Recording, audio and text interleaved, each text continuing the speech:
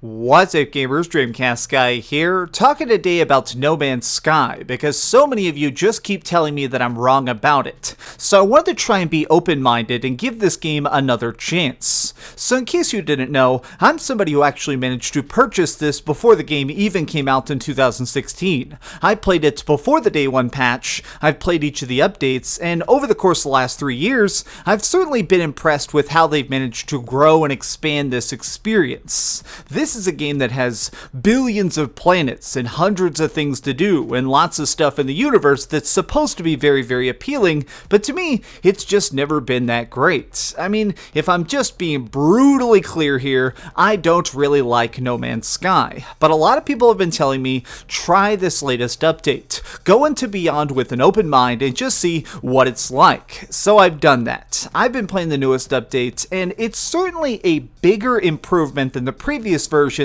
but it still just does not work for me.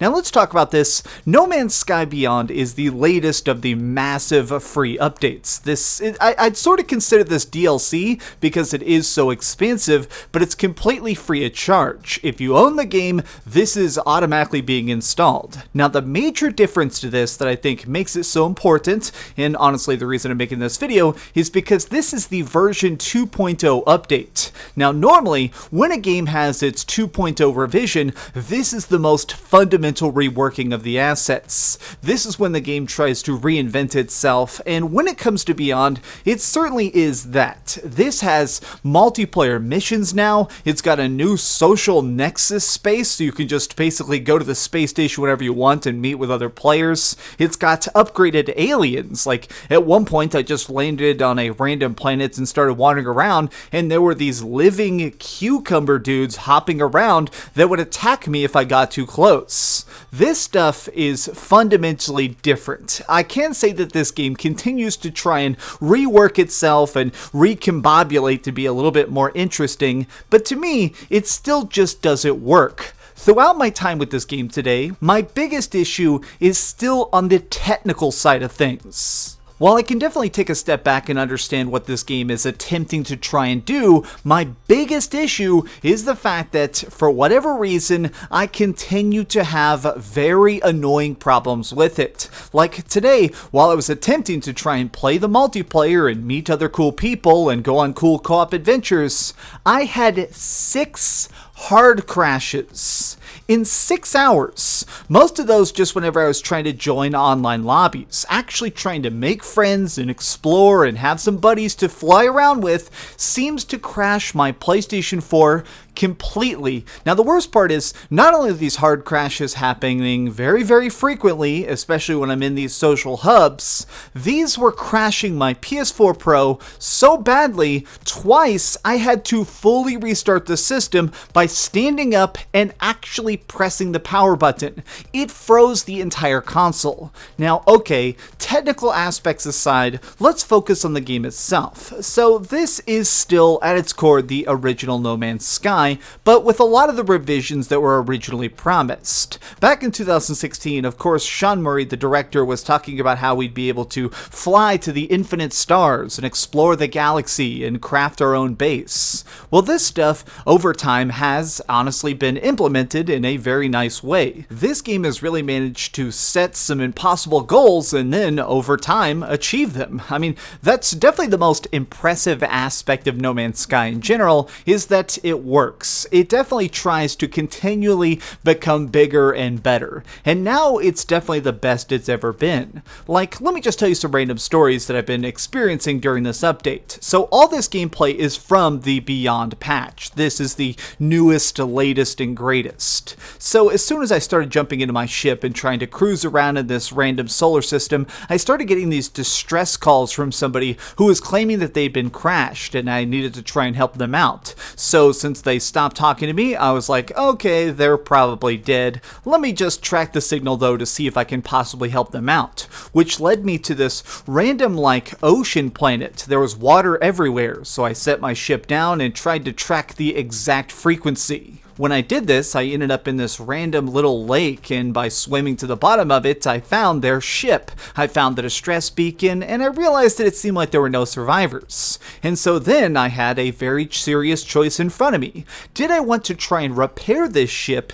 and take it for myself because it had some very, very unique and very cutting-edge technology that I'd never seen before, or did I want to abandon it? I mean, I had this really difficult decision to make of, will I spend the hours required cultivating this nature area, trying to get carbon and minerals and iron and zinc and really meld it together to repair this vehicle enough to fly it out of the lake, or leave it there to rust? I like these kind of decisions, and it's really when you notice that No Man's Sky is trying to be something it's an adventure. Every time you turn the game on, you're going to see something different and very, very fascinating. But one of my problems is this game is very rarely fun. Okay, now that's controversial, and I'm sure 1,000 people right now are rushing to the comment section, but let me try and clarify what I mean. No Man's Sky at its surface level is a universe. This is an entire freaking area that you can just fly in one direction for years and never see the same thing twice.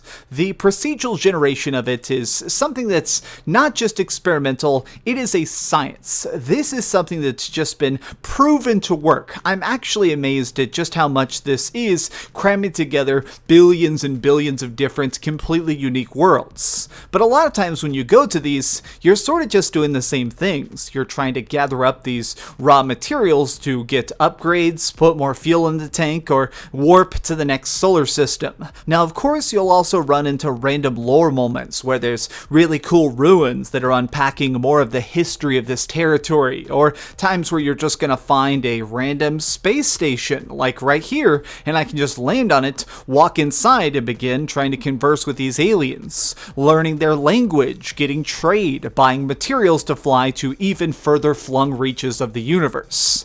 That is great, but I still don't know if I would use the word fun.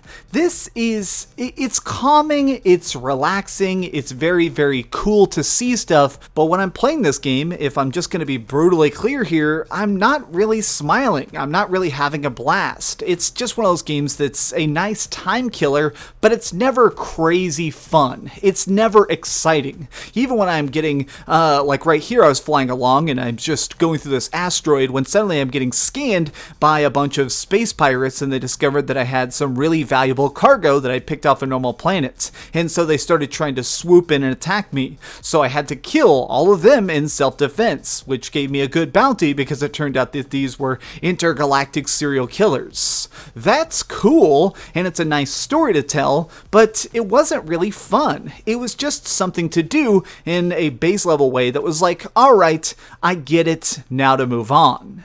When it comes to trying to describe this project, I feel like the best way I can put it is to say that if you enjoy games that just want to kill time, if you want to try and play a game that's about exploration and base building and just establishing yourself in your own little pockets of this world, it does that in a very, very sharp fashion. But it's not really going to excite you. It's not really going to give you a story in and of itself. It's about you having a playground and the Legos to make your own little sandcastle. And for me, that's not quite what I wanted. No Man's Sky continues to evolve and anticipate what the fan base wants. The people who are playing this from 2016 into 2019 are certainly going to be very, very amused with just how much this game managed to continue to reinvent itself with this 2.0 update. But I am going to say something very, very hard here that is going to piss some people off, but I just want to be honest.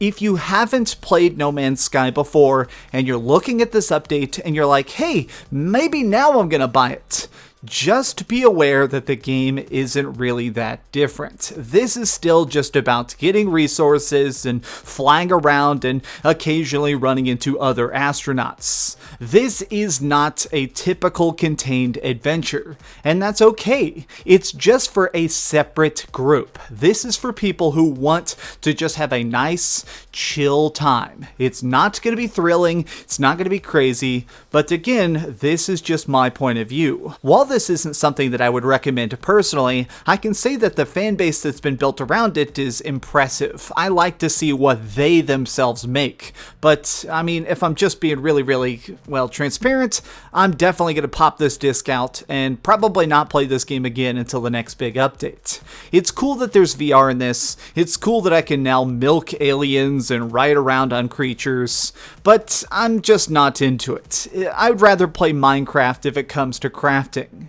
Thanks so much for watching, gamers. Have you gotten a chance to play the No Man's Sky Beyond update? Let me know your thoughts in the comments down below, and if you enjoyed this video, please give it a like, share with your friends, and subscribe if you haven't already. But do me the biggest favor of all and keep dreaming. Okay, just try not to get mad. I'm just saying my opinion. Sometimes people get like super offended about stuff. I'm just saying people have asked me about No Man's Sky. I wanted to give some feedback. There it is. It's okay. We can have different opinions. Thanks so much for watching that video. If you want to see something else, you can always click this link to see what I put up last, or, subscribe and see what's coming up next. Also, I promise that whatever I do, it'll try not to suck.